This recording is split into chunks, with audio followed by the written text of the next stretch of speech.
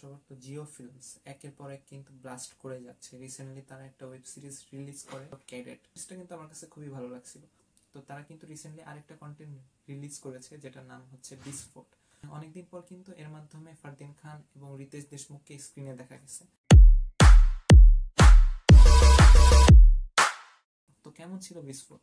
আমার কাছে তো এক কথায় দারুণ লাগছে, খুবই এঙ্গেজিং একটা স্টোরিটা বেসিক্যালি ফারদিন খান একজন ক্যাব ড্রাইভার। তো তার বন্ধু একদিন পুলিশের থেকে বাঁচার জন্য তার ক্যাবে একটা জ্যাকেট রেখে যায়। সেই জ্যাকেটটা সে পরে এসে নিয়ে যাবে।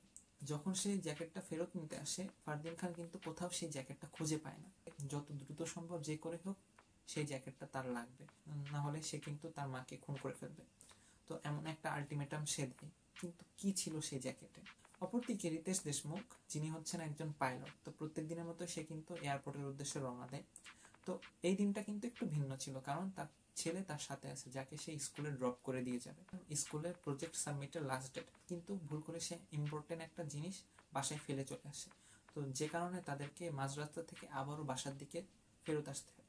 তো যখন তারা বাসার দিকে চলে আসে, তখন রিতেশ দেশমুখ এমন একটা মোমেন্টের সাক্ষী হয় যেটার জন্য সে একদমই প্রস্তুত ছিল না। তো কি হয় আসলে?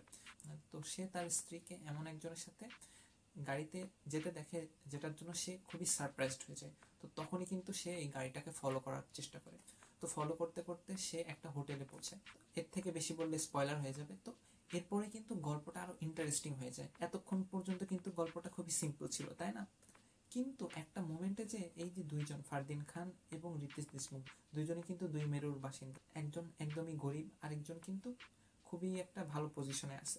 তো তারা একটা ঝামেলায় ফেসে যায়, এবং এই ঝামেলার কারণে কিন্তু একজন, তো আসলে ঝামেলাটা কাকে নিয়ে? সেই জ্যাকেটটাকে নিয়ে নাকি রিতেশ দেশমুখের ওয়াইফকে নিয়ে? বাকিটা জানতে হলে অবশ্যই আপনাদের এটা দেখতে হবে। আমার কাছে তো এক কথায় দারুণ লাগছে।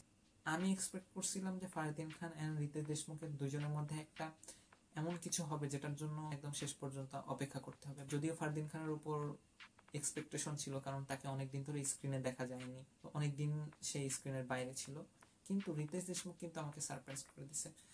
যখন সে তার ওয়াইফকে ফলো করতে করতে একটা হোটেলে পৌঁছে যায়, ওইখানে যখন সে তার ওয়াইফকে খুঁজতেছিল, ওই মোমেন্টটা জাস্ট ফ্যাব ফ্যাব। সে তার ফেসিয়াল এক্সপ্রেশনের মাধ্যমে যেভাবে একই সাথে তার যে একটা রাগ আর অসহায়তা যেভাবে প্রকাশ করতেছিল, জাস্ট আউটস্ট্যান্ডিং।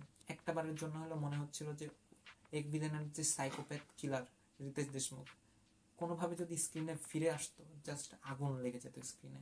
আমি তো জাস্ট ওয়েটই করতেছিলাম, যদিও সেটা হয় নাই। বাট ওভারঅল এই ফিল্মটা আমার কাছে দারুণ লাগছে, খুবই এঙ্গেজিং লাগছে। অ্যান্ড এই ফিল্মটা দেখার সময় আপনার অনুরাগ কাশ্যপের আগলির কথা মনে পড়বে বারবার, কারণ কিছুটা সাদৃশ্য আছে আগলির সাথে এই স্টোরিটার। তো লাস্টে কিন্তু ছোটখাটো কিছু টুইস্টও রাখা হয়েছে যাতে সবাই বোর না হয়ে যায়।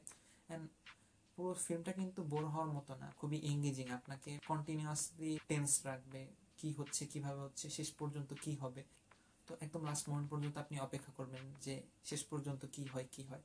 তো এই জন্য আমার কাছে খুবই ভালো লাগছে। তো আপনারা যারা দেখছেন অবশ্যই কমেন্ট বক্সে জানাবেন আপনাদের এই ফিল্মটা কেমন লাগছে, এন্ড কার পারফরমেন্স সবচেয়ে বেশি ভালো লাগছে, ফারদিন খান নাকি রিতেশ দেশমুখ। তো দ্যাটস অল ফর টুডে, ভালো থাকবেন, টাটা।